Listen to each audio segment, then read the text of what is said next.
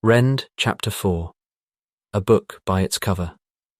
9:30 a.m., Thursday the 9th of October, 2132.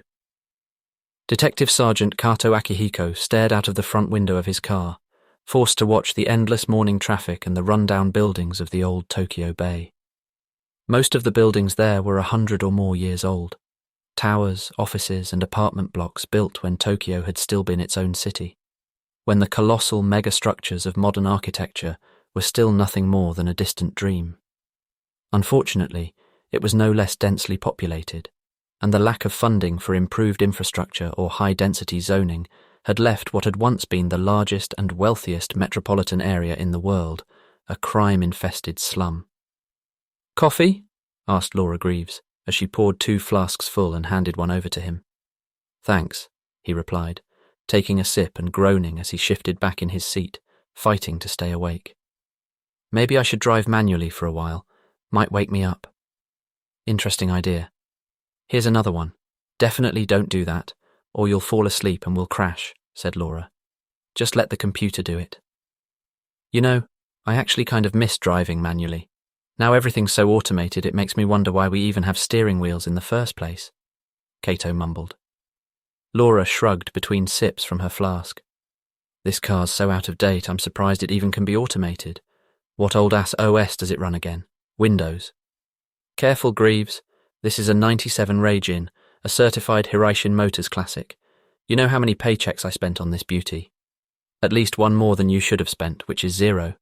You know, you could have got a nice modern car for considerably less, and you could have spent the rest on a woman, and then you'd have a nice little wife to go with your nice little car and be at least 50% less depressed."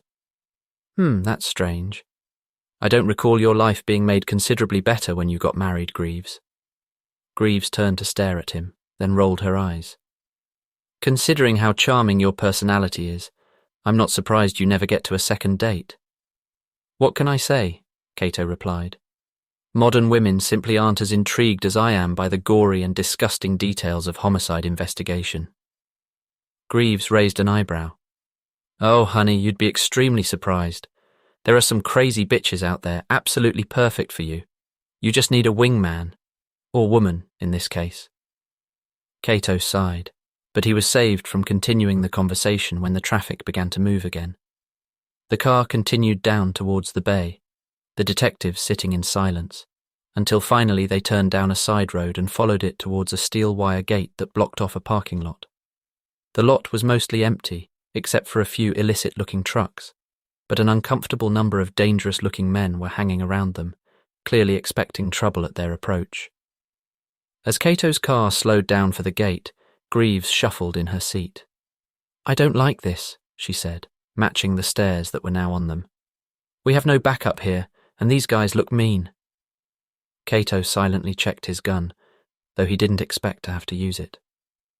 "Don't worry. We're only here to ask questions, and no one who's smart enough to run a place like this could be stupid enough to harm us.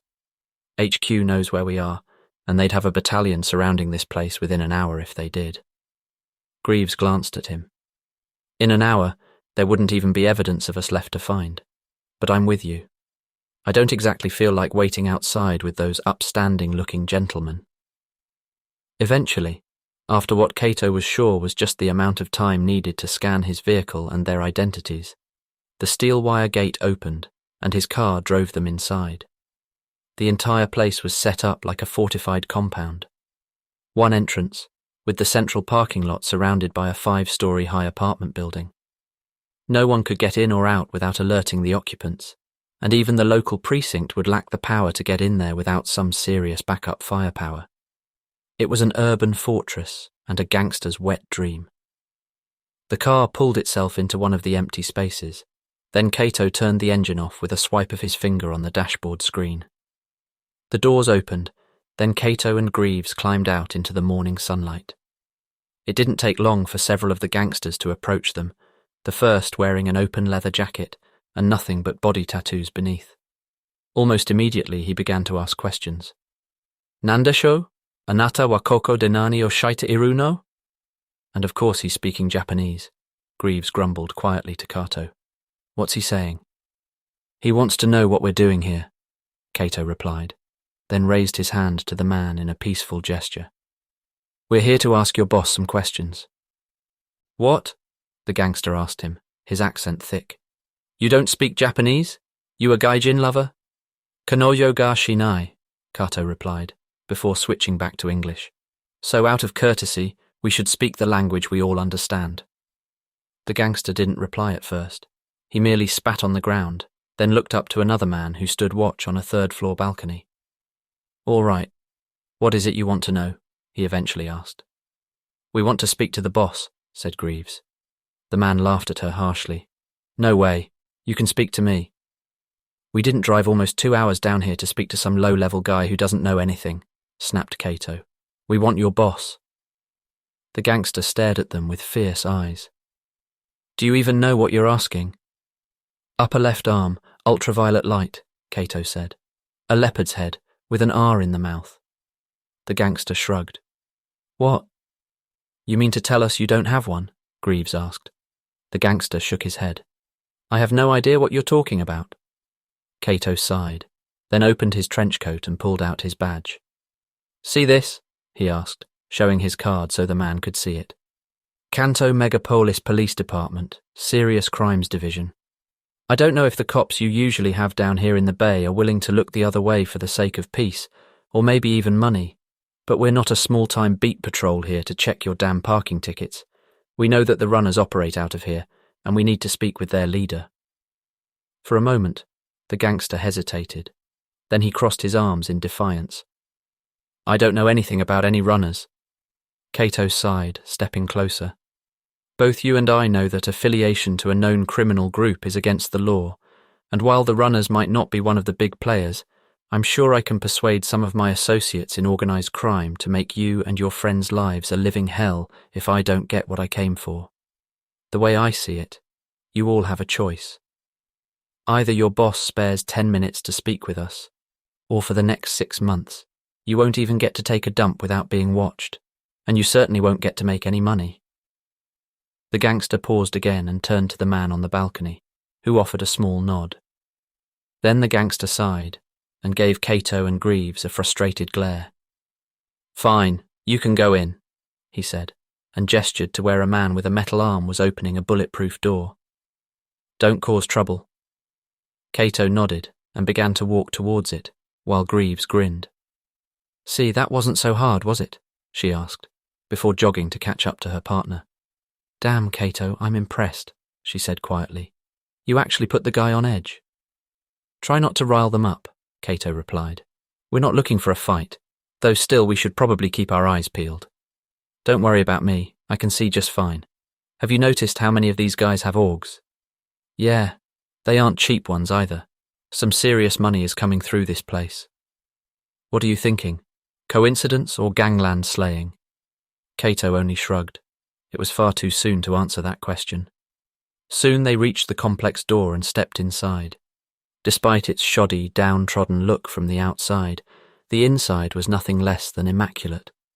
It had bright white walls and lights, and there were colourful flowers bunched into table-mounted vases. There were even landscape paintings of Japan's countryside from when that countryside was still there.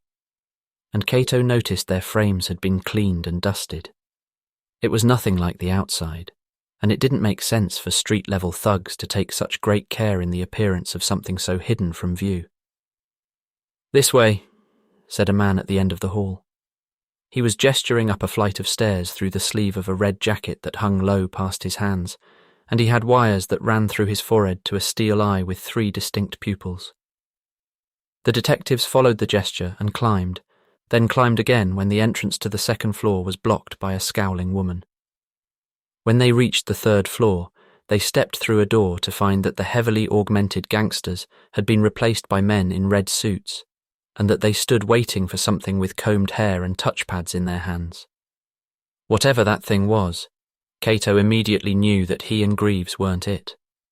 The men paid them no attention, not even when they walked past them down the corridor, and Kato saw the signs of weapons hidden beneath their clothes. All of a sudden, as they passed through a second door at the end of the hallway, they came face to face with a child. "You the cops I heard about?" the child asked them. It was an androgynous thing with long, white hair and no more than 10 or 12 years old. Cato couldn't tell whether it was a boy or a girl, and its childlike voice and traditional black robe-like garb certainly didn't help matters. Greaves gave Cato a somewhat unsure glance, then answered. "Yes," she said. "We're here to see the boss. What's your name?" The child blinked at Greaves, as though her question had been beyond stupid. "You can't seriously expect me to tell you my name?" Greaves paused, taken aback. "I'm just trying to be friendly, kid. Aren't you too young to be here?" The child rolled its eyes and turned around. "Save being friendly for your friends. This is business, not a play date. Come with me." The child led them into an area of the complex without any sign of guards or other inhabitants, and soon stopped at a door which required an old security keycard to open. When the child swiped what was evidently the correct one, they opened the door into a room with a central partition of clear glass.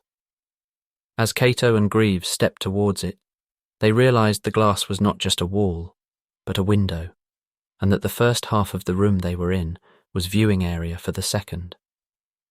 A hospice lay there, a clean room isolated by glass and completely sterilized from the outside.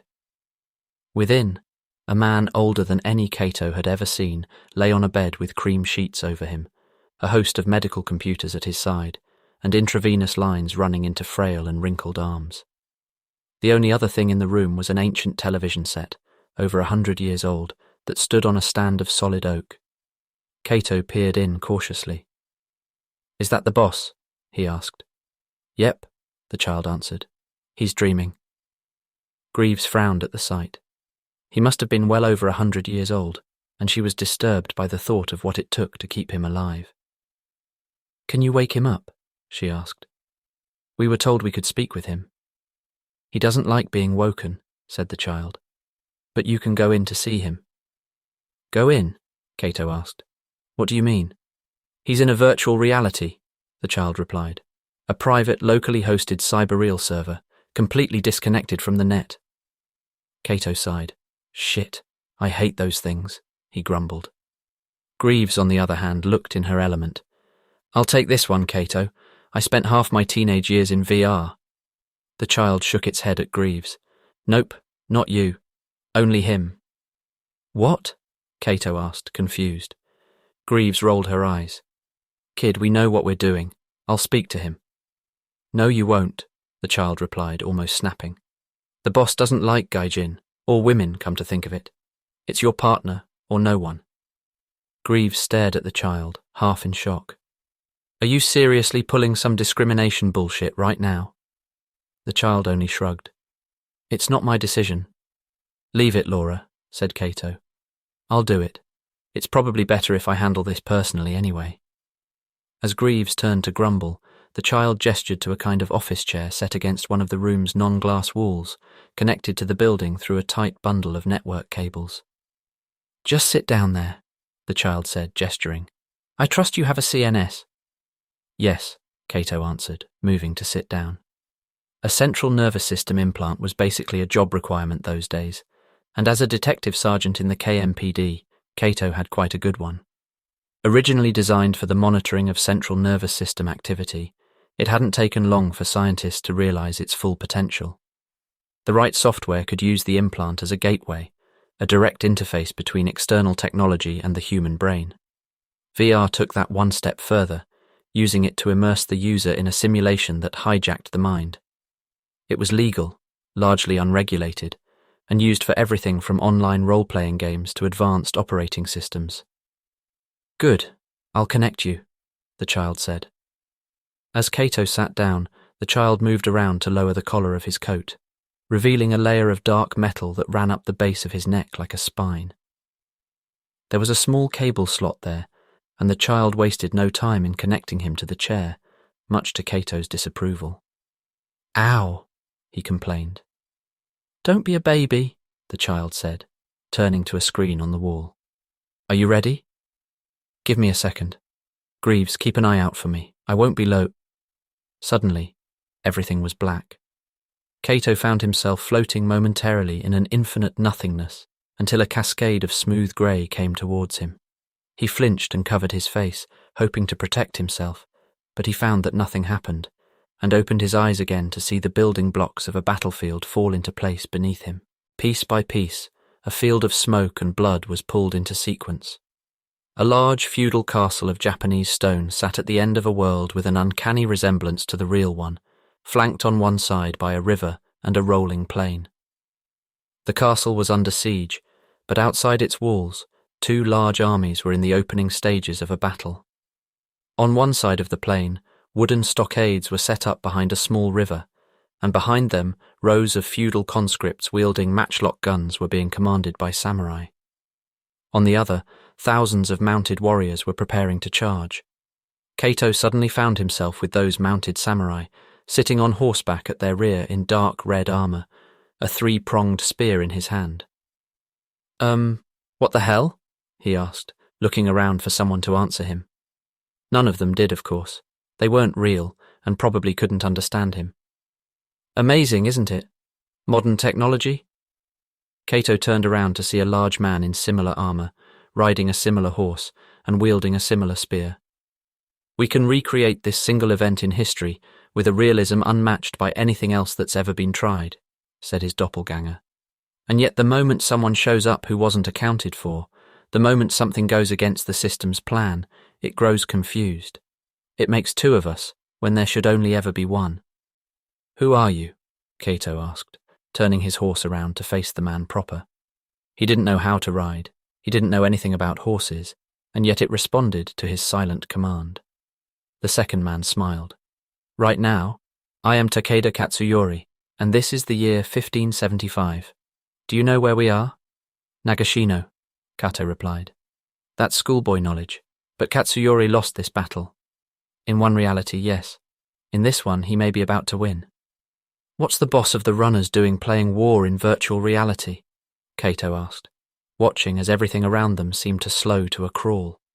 Soldiers were still moving, the physical laws of the simulation were still working, and yet they were taking so long to do so that they were nearly at standstill. It was beyond slow motion, as though the passage of time was only a single degree from stopping completely. "Have you not seen me up there?" the man asked. "I'm an old man, bedbound. I can't even defecate without a machine to do it for me, but here I can be anything I want. An unstoppable warrior, an irresistible sex icon, a general about to win a lost battle." "But no matter what you are, it isn't real," Kato replied. The man laughed. "Reality is relative now, or did you not know that? Even the physicists say so." Kato blinked. "The physicists say a lot of things that most of us will never understand." "Really? Because from my experience, most people understand more than you give them credit for. And from mine, they understand less. Perhaps spending so much time in this simulation has warped your perception of what people are really like." The bedbound samurai smirked at him. "Who's to say this is a simulation at all? In my mind, it's nothing more than another flavor of reality. People like you spend too much time worrying about what exists and what's an illusion, and not enough time simply accepting what's there." "If you care so much about this reality, why are we speaking English? I thought you disliked foreigners." "We're not. We're speaking Japanese," the man explained. "At least to my ears. And I must say, Detective Kato, that I'm rather ashamed it's not also to yours." Kato frowned. "I don't remember introducing myself." "You didn't, and yet I know who you are. Those without information are rendered half-blind, and a man like me, who is blind, finds himself dependent on it. How else do you think I've managed to stay the boss of those men outside, Detective?" Kato didn't answer his question. "Then you know my name, but I don't know yours." The man bowed his head. "Tamura Sanjiro, at your service. Why is it you have come?" "I'm investigating the murder of two of the members of your organization," Kato explained. "A Sebastian Cooper, and another we have yet to identify." "I don't know anyone by that name," Sanjiro said. "It's an outsider's name. As you recall, Detective, I dislike outsiders." "And yet he had your leopard head mark. In invisible ink, too, only visible in ultraviolet light." "That mark is not as exclusive as you'd think," Sanjiro explained. "He may have been an associate, a business partner to one of my men. It is a sign of friendship, a diversification of the scent to throw off those who would hunt us. Bait? Kato asked, to which Sanjiro nodded slyly. Then who was the other? I couldn't be sure without seeing the body.